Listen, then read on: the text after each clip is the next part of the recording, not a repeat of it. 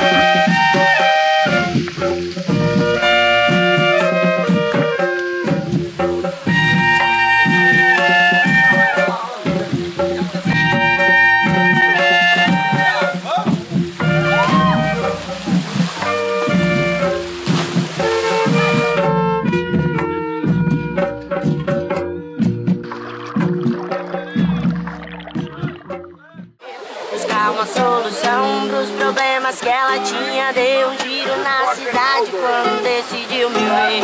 Bateu no meu portão com lágrimas no rosto. Quase que eu sinto gosto quando lembro dela assim.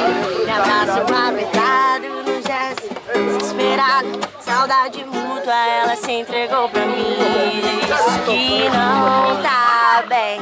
Fez o meu olho brilhar, dizendo que tá tenso em casa, que os problemas estão demais, capaz de se jogar no mundão, sem noção nenhuma do que pensou faz. Eu disse então, meu bem, você sabe que eu sempre te quis, que bom que veio me procurar. Se quiser desabafar, fique à vontade, mas com toda essa saudade eu nem vou te deixar falar.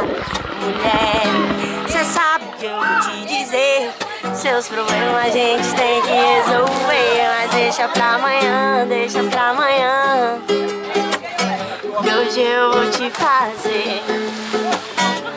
Ela levanta antes de mim, capricha na maquiagem só pra me agradar.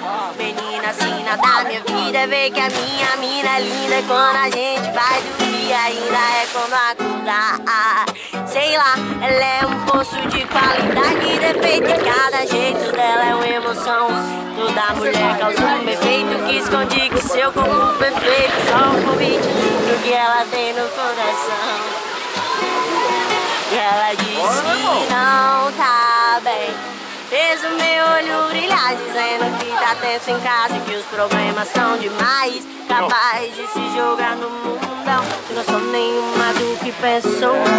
Eu disse então, meu bem, você sabe que eu sempre te quis, que bom que veio me procurar. Se quiser desabafar, fique à vontade, mas com toda essa saudade eu nem vou te deixar falar. Mulher, cê sabe que eu vou te dizer, seus problemas a gente tem que resolver, mas deixa pra amanhã, deixa pra amanhã, hoje eu vou te fazer. Mulher,